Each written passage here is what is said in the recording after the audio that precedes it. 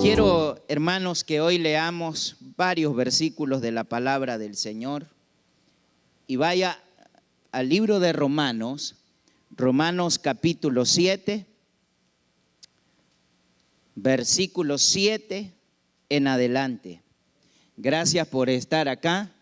Admiro la inteligencia de cada uno de ustedes de venir a este turno, ¿eh? Le felicito.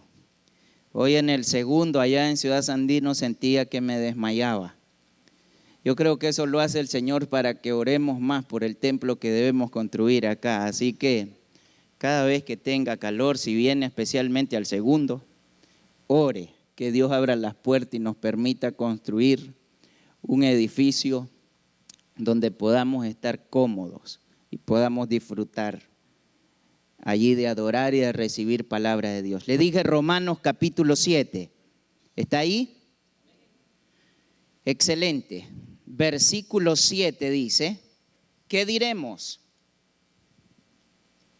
Pues, ¿la ley es pecado? En ninguna manera. Pero yo no conocí el pecado sino por la ley, porque tampoco conociera la codicia si la ley no dijera, no codiciarás. Mas el pecado, tomando ocasión por el mandamiento, produjo en mí toda codicia, porque sin ley el pecado está muerto. Y yo sin ley viví en un tiempo, pero viniendo el mandamiento, el pecado revivió y yo morí. Y hallé que el mismo mandamiento que era para vida, a mí me resultó para muerte. Porque el pecado, tomando ocasión por el mandamiento, me engañó y por él me mató. De manera que la ley a la verdad es santa, el mandamiento santo, justo y bueno.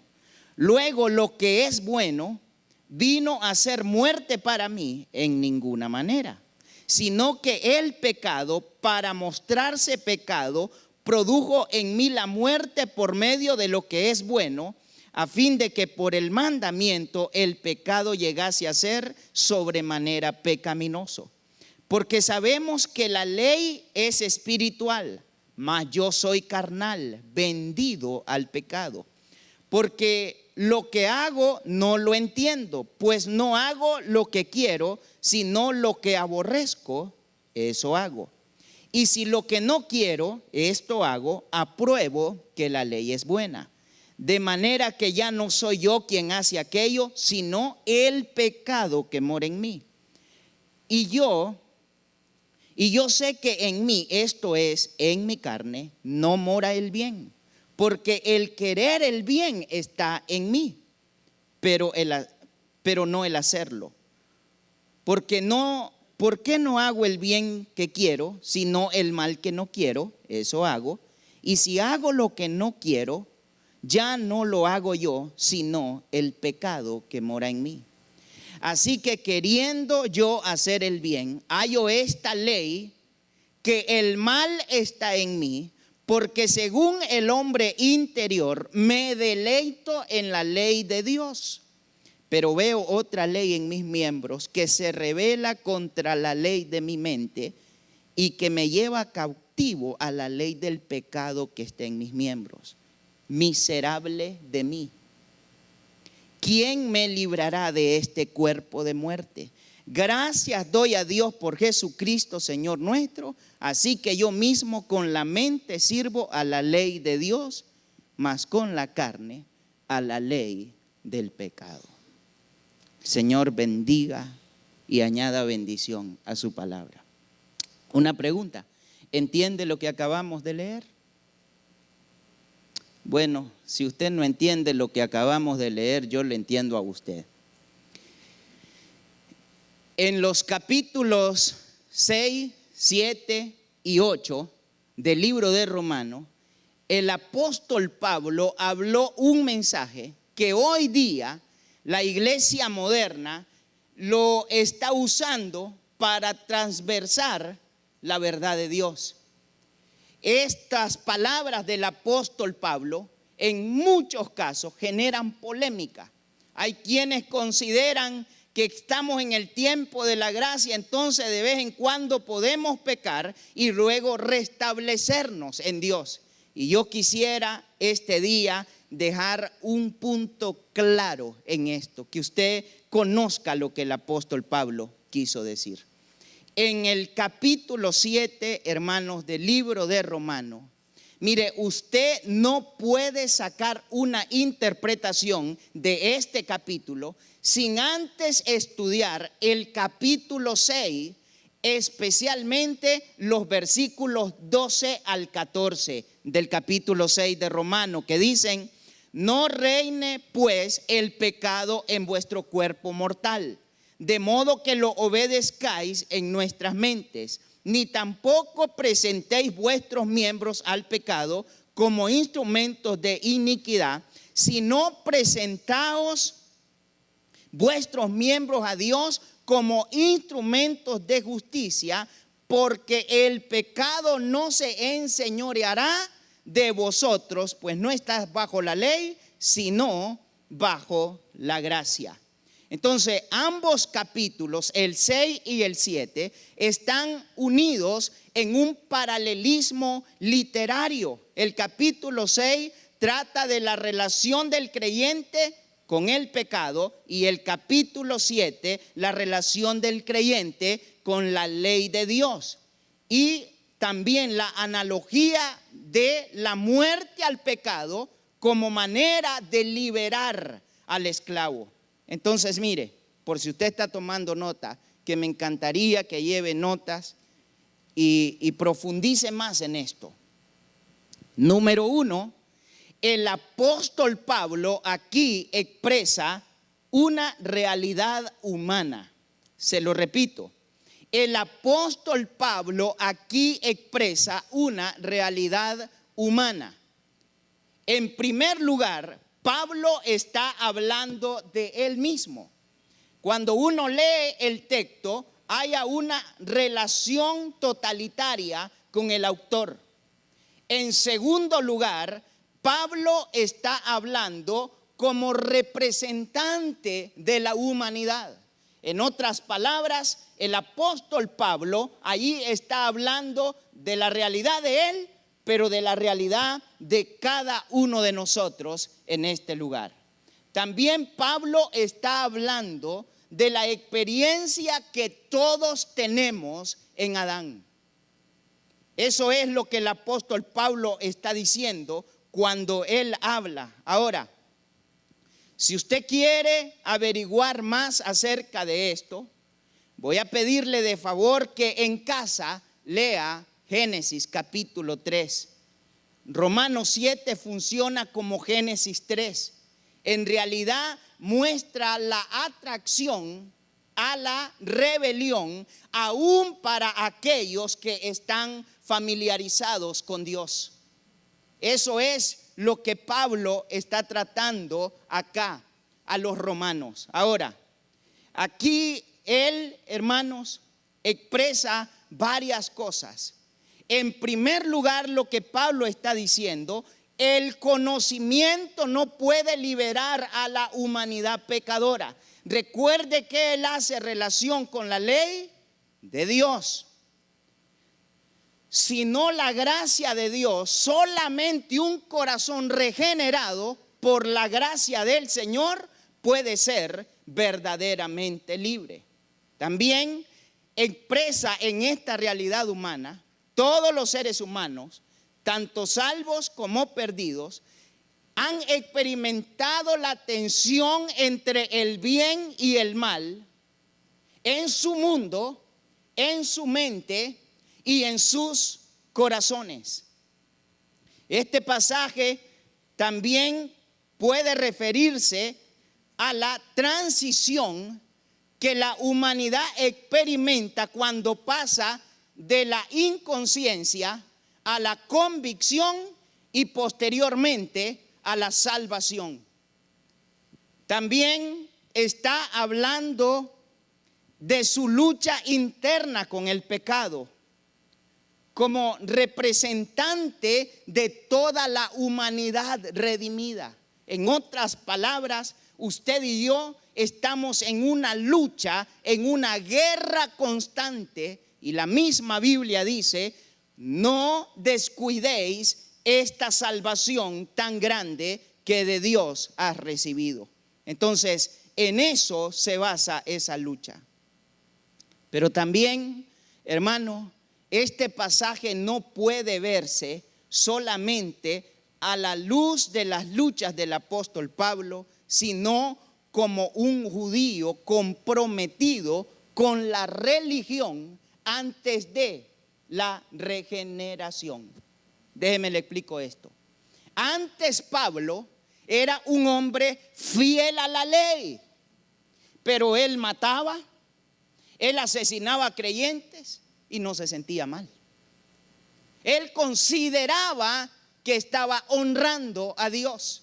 Ahora él está en la tercera ley, que es la ley del Espíritu. Digo tercera ley porque allí se mencionan tres leyes: la ley de la carne, llamada pecado; la ley de Dios, pero en el capítulo 8 está revelada otra ley, que es la ley del Espíritu. Ahora Pablo está viviendo en la ley del Espíritu. Y el Espíritu no le permite a este hombre el pecado, en lo mínimo. La santidad del Espíritu Santo de Dios que mora en él lo hace entrar en esta guerra con todo aquello llamado pecado. Y de esta ley regeneradora, amada iglesia, fue profetizado a través del profeta Jeremías. Y quiero que rápido vaya allí al libro de Jeremías, capítulo 31, versículos 31 al 34. Por favor, todos leámoslo.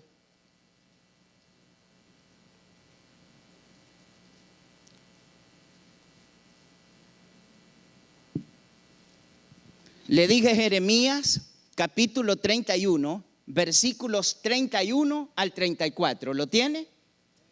Leamos la palabra de Dios. Dice: he aquí vienen días, dice Jehová, en los cuales haré nuevo pacto con la casa de Israel y con la casa de Judá.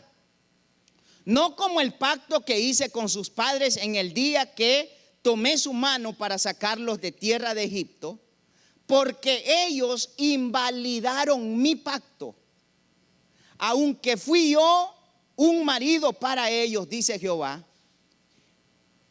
Pero este pacto que haré con la casa de Israel después de aquellos días, dice Jehová, daré mi ley, ¿dónde? Se me durmieron, hermanos. Daré mi ley, ¿dónde? Y escribiré en su corazón, y yo seré para ellos por Dios, y ellos me serán por pueblo. Y no enseñará más ninguno a su prójimo, ni ninguno a su hermano, diciendo: conoce a Jehová, porque todos me conocerán, desde el más pequeño de ellos hasta el más grande, dice Jehová, porque perdonaré la maldad de ellos y no me acordaré más de su pecado. Mire, hermanos, hay gente que cuando alguien falla, no se quitan de su mente el pecado de ese hermano. Pero si yo llegara donde Dios y le preguntara por el pecado de alguno de ustedes, me diría: no me acuerdo, porque Él es fiel a su pacto. Pero este, hermanos, es el pacto que Dios iba a hacer, el nuevo pacto. A la ley le iba a agregar la ley de la presencia del Espíritu Santo. Es decir, permanentemente Dios con usted y conmigo, para que el Espíritu Santo nos guíe a toda verdad, como lo describe el libro de Juan. A través del Espíritu Santo nosotros podemos acertar entre el discernimiento de lo que es bueno y lo que es malo, al grado que dice el Señor: nadie enseñará ni a su prójimo, ni a su hermano conoce a Jehová. Quiere decir, hermano, que yo pierdo mi tiempo acá. Pero hay gente que el Espíritu Santo les está diciendo, levántate a orar.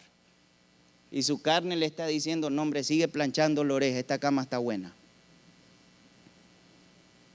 El Espíritu Santo, hermano, nos habla de lo que necesitamos hacer en Dios.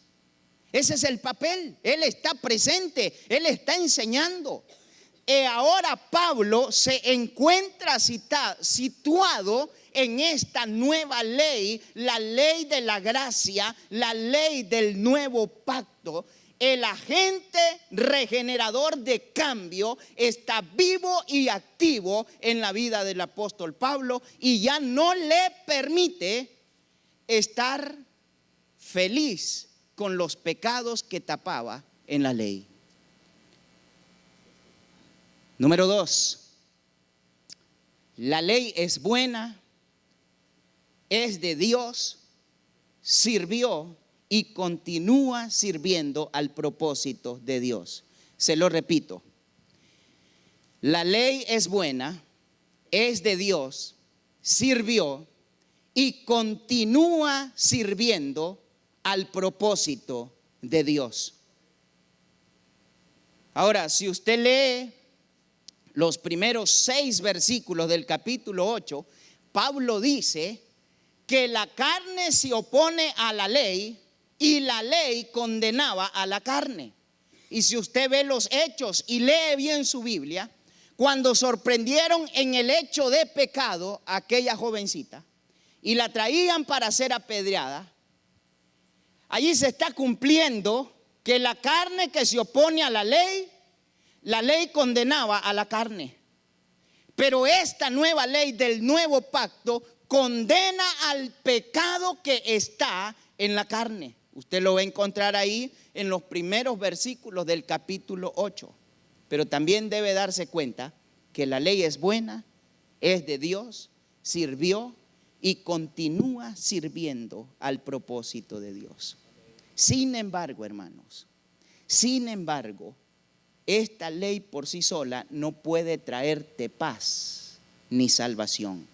Mira cómo lo describen los versículos 12 y 13 que ya hemos leído del capítulo 7 de Romanos. Dice, de manera que la ley a la verdad es santa, el mandamiento santo, justo y bueno, luego lo que es bueno vino a ser muerte para mí, en ninguna manera, sino que el pecado, para mostrarse pecado, produjo en mí la muerte por medio de lo que es bueno, a fin de que por el mandamiento el pecado llegase a ser sobremanera pecaminoso. Mire, viendo un documental,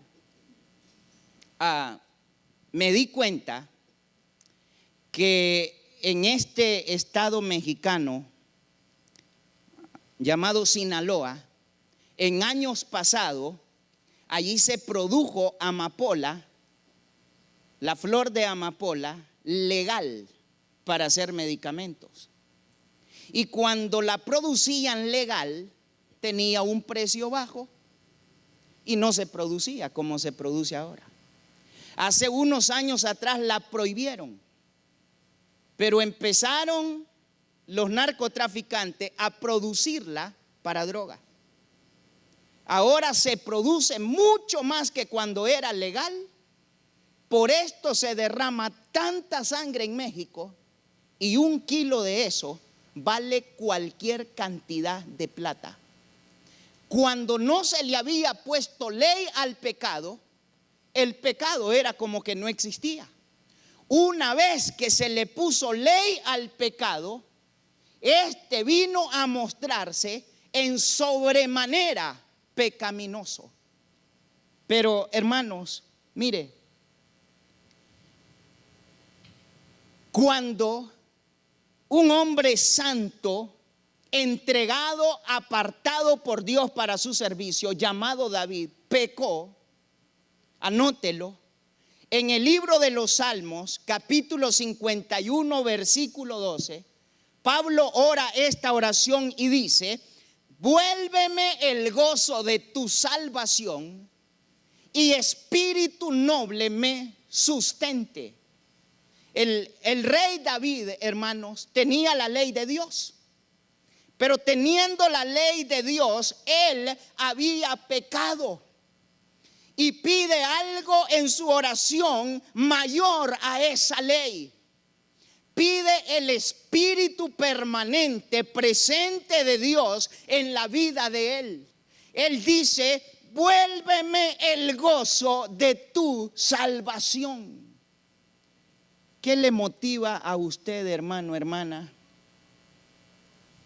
Buscar cada día santidad. Buscar cada día tener una mejor relación con el Señor. Hay quienes vivimos en la ley hoy día, fíjese. Ellos tienen una lista: no te vistas de esta forma, no comas así, no comas acá, no hables así. Ahora puedes hacer esto, puedes hacer aquello, lo otro. Pero ¿qué paz? ¿Qué motivos te puede traer aquello para buscar a Dios? Usted que es padre no me deja mentir. Cuando está despertando a sus hijos para traerlo al turno de la mañana, se despiertan, se rascan la cabeza, dan trompadas en la cama y dicen: otro domingo más. Y yo no sé si le pasa a usted, que es mayor, que es padre. Pero si hace como 4 días estábamos en el domingo pasado. Hoy día, hermano, yo hablo con algunas personas que tienen una pereza para las cosas de Dios, increíbles. Y yo me pongo, hermanos, a pensar al lado de ellos: wow, yo no puedo ser así. Cuando yo andaba en el mundo, yo me metí en el negocio de drogas y hacía cosas tan horribles que ponían en un serio riesgo y peligro mi vida. Hermano, yo no me puedo perdonar el no tomar riesgo por la obra de Dios. No puedo. Pero yo también, hermanos, al estudiar esto, aprendo que debe haber algo que nos motive, y es el gozo de la salvación de Dios. Antes vivíamos perdidos, no teníamos la gracia de Dios en nuestra vida, y como consecuencia éramos esclavos de los pecados que habitan en nuestra carne. Ahora Cristo y el poder de su Santo Espíritu nos ha hecho libre, y ese es el testimonio que tenemos para el mundo. Pero ¿qué si no tenemos ese testimonio? Le voy a contar algo fuerte, pero real, y que me hizo meditar un poco. Hace unos años atrás estaba promoviendo fondos para un proyecto misionero y le pidieron a la zona del norte que apoyara ese proyecto que yo estaba llevando a cabo. Y en una ocasión me tocó estar por algo más de un mes en Nueva Segovia. Y de Nueva Segovia estaba saliendo a las diferentes iglesias de ese departamento del país. Un día domingo, el pastor de la iglesia ahí predicó estos versículos que yo le estoy leyendo. Y él dijo: hermanos, cuando mi familia iba a venir a esta iglesia conmigo a pastorearla, aquí un pastor duraba 6 meses, 1 año el mejor. Y cuando yo llegué, dice el pastor, me di cuenta de que aquí había nada más reglamentos. Y dice el pastor: un pecado mortal, digno de cruz y clavo, aquí en esta iglesia, era el pantalón. Y el problema era, dice, que la hermana que condenaba el pantalón usaba una tremenda falda al ojo del pie. Pero camino de la iglesia a su casa salió embarazada 3 veces y nunca supimos quién era el papá de los bebés. ¿Sabe usted, hermano, que cuando traían a aquella jovencita para ser apedreada, Jesús les dijo: el que de ustedes esté libre de pecado, lance la primera piedra? Yo estoy predicando una serie en Ciudad Sandino de esto, y el próximo domingo me toca hablar de la ley de la gracia.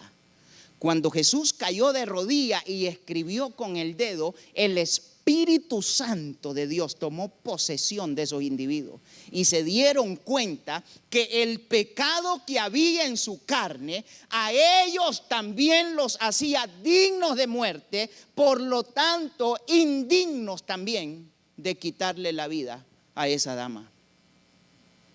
Y hermanos, parecido a esa iglesia somos algunos hoy día, condenadores, señaladores, personas sin gracia. Y hermanos, el Señor nuestro es Dios de segundas oportunidades.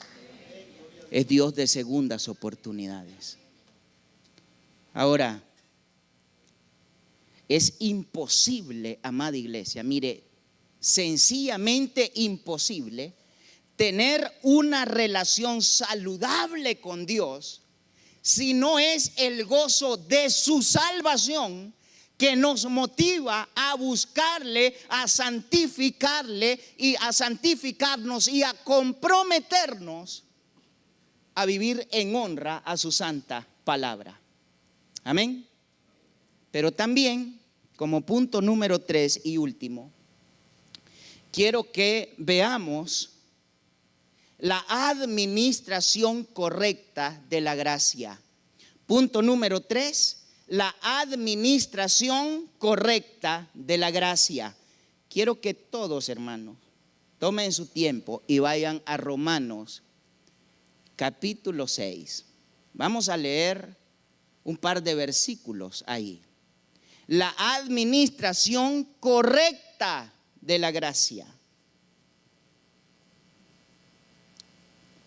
¿Lo tiene? Le dije Romanos capítulo 6. Primeramente vamos a leer los primeros 2 versículos. Romanos 6, 1 y 2. ¿Lo podemos leer? Dice: ¿qué pues diremos? ¿Perseveraremos en el pecado para que la gracia abunde? En ninguna manera. Porque los que hemos muerto al pecado, ¿cómo viviremos aún en él? Ahora lea el versículo 15. ¿Qué pues? ¿Pecaremos porque no estamos bajo la ley, sino bajo la gracia? ¿Qué dice? Ay, ay, ay. Y entonces, ¿cómo es esto? ¿Qué es la gracia? Mire, hermano,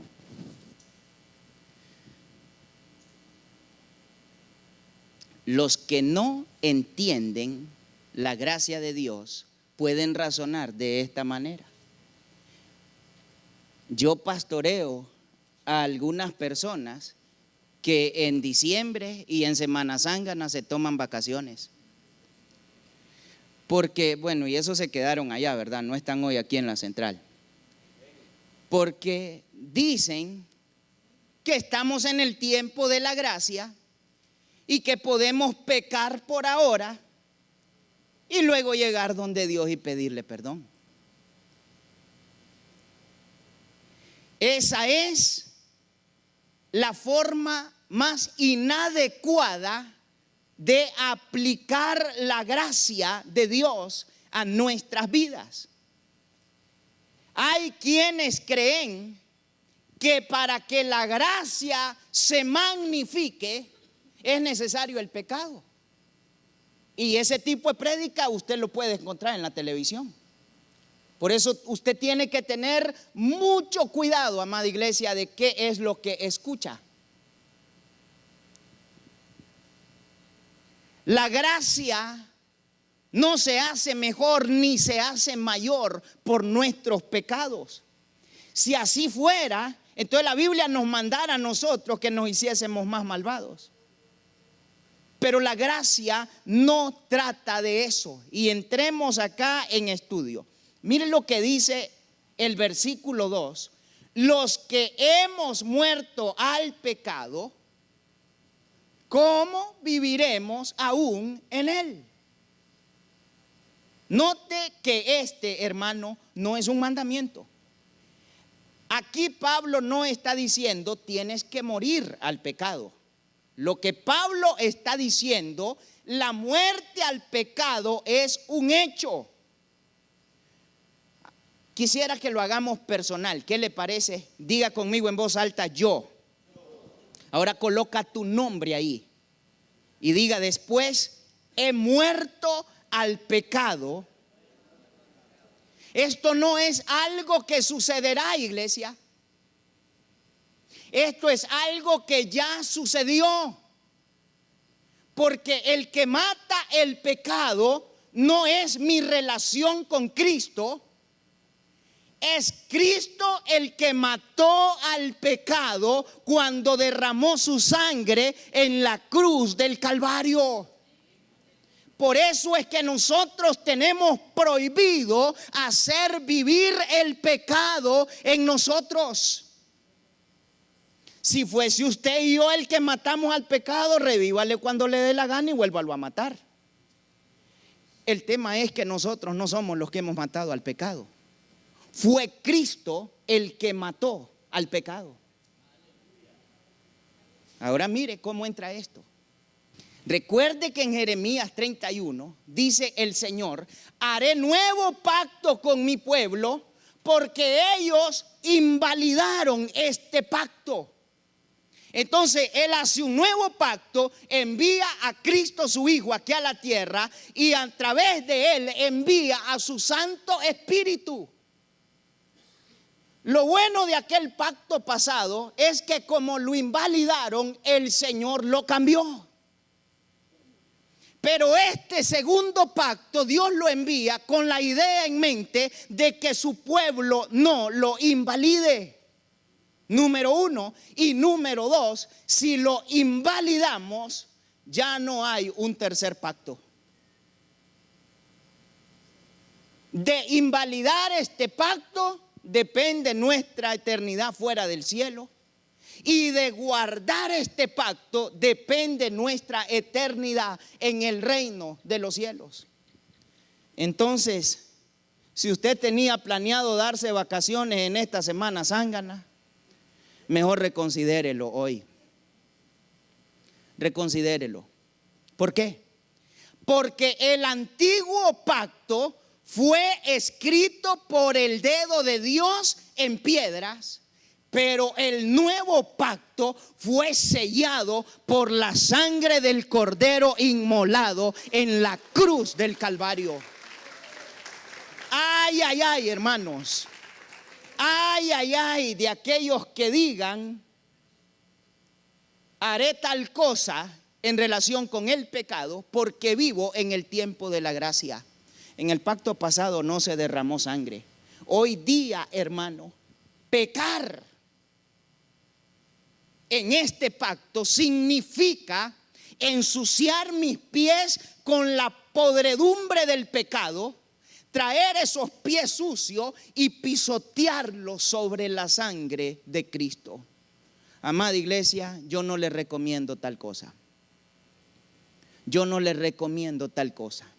Y le digo algo, hermanos, si usted ora por mí, yo quiero que usted haga esta oración por mí. Mire, yo quiero darle a mi familia una buena casa. Quiero tener a mi familia en un lugar cómodo. Para mí, eso es todo lo que yo le pido a Dios de este lado de la eternidad. Pero hermanos, eso no me es tan importante para mí como que Dios me santifique y me ayude a no pisotear el sello de este nuevo pacto. Hay gente que juegan con esto, hermano. Viven en el vicio y creyendo que están en honra a Dios. Que Dios tenga misericordia. Que Dios tenga misericordia. Pero también, hermanos, este nuevo pacto no solo es condenación. En este nuevo pacto está vigente la victoria de Cristo. A mí me parece que veo la escena, hermanos, cuando Cristo está colgado a la cruz, expira y grita: Padre, en tus manos encomiendo mi espíritu. Creo yo que el diablo pensó: una vez más, después de Adán, sigo en control del mundo. Pero lo que el diablo no se esperó es que 3 días después nuestro Salvador se levantó de entre los muertos y con él llevaba las llaves de la vida. Y ahora la victoria nuestra está en Cristo Jesús, Señor nuestro y Salvador nuestro. Ahora mire bien cómo lo describe Colosenses capítulo 2, versículo 13 al 15. Por favor, encuéntrelo para que usted vea, se anime y tenga fe que nosotros sí podemos ser hombres y mujeres santos para Dios.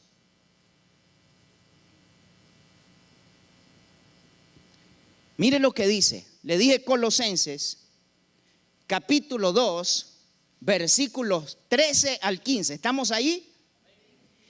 Y a vosotros, estando muertos en pecado y en la incircuncisión de vuestra carne, os dio vida juntamente con él, perdonándoos todos los pecados, anulando el acta de los decretos que había contra nosotros, que nos era contraria, quitándola de en medio y clavándola en la cruz, y despojando a los principados y a las potestades, los exhibió públicamente, triunfando sobre ellos en la cruz.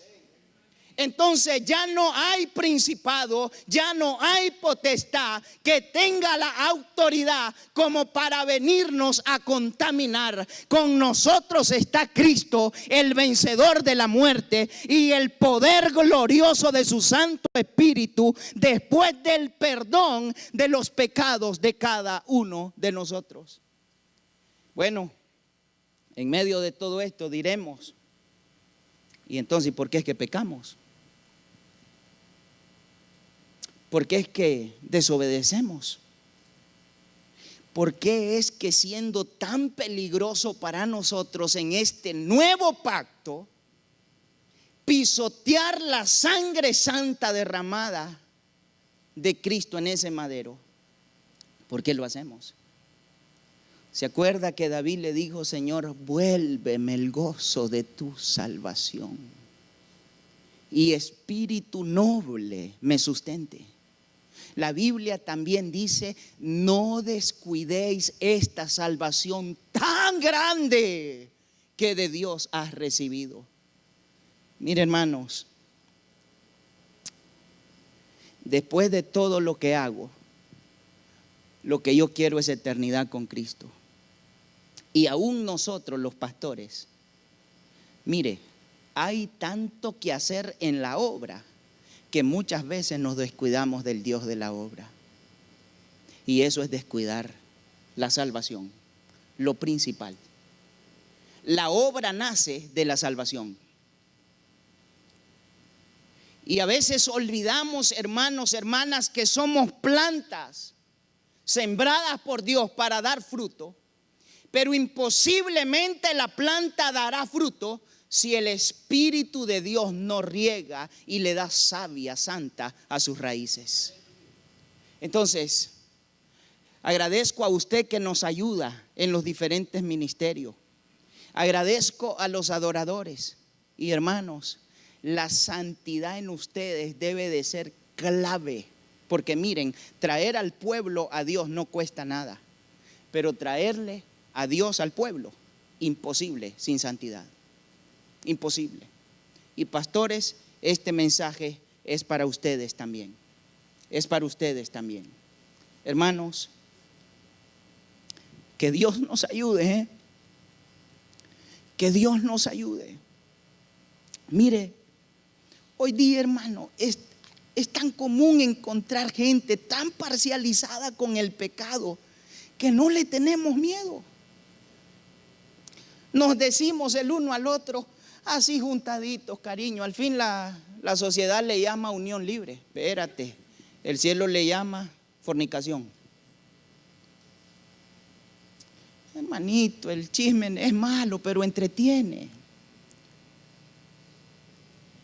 Pecado no solo es pecado sexual, hermanos. Usted ve a los seduceos y a los fariseos que vivían en la ley. La ley te trae injusticia, pero la gracia te trae unidad, te trae amor, te trae carga por el hermano. Jesús dijo: yo me santifico a mí mismo para que ellos sean santificados en tu palabra. No podemos estar hablando palabra lejos de la santificación de Dios. No podemos decir que vamos a guiar a un pueblo si la injusticia se apodera de nuestros corazones. Hermanos, líderes, círculos de amistad, ¿qué le motiva a usted a celebrar ese círculo de amistad? Yo he visitado unos círculos de amistad, hermano, que mejor no los deberían de celebrar. Una hamaca en medio, las sillas alrededor, unos perros ahí amarrados al lado, va de ladrar, queriendo hablar la palabra de Dios en ese ambiente. Y yo, wow, eso tiene que ver más con aspectos espirituales que con orden, porque el orden nuestro refleja quién es Dios en nuestro interior.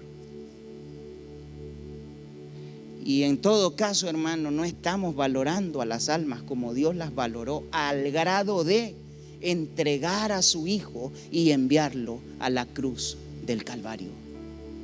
Entonces, hermanos, Pablo fue un hombre que salió de la ley, donde arrastraba, mataba y encarcelaba a los creyentes, y se sentía feliz, bien con Dios. Pero luego el Señor le dijo a Pablo: ¿sabes, Pablo, por qué me persigues? No estoy contento contigo. Y puso la tercera ley, la ley del Espíritu.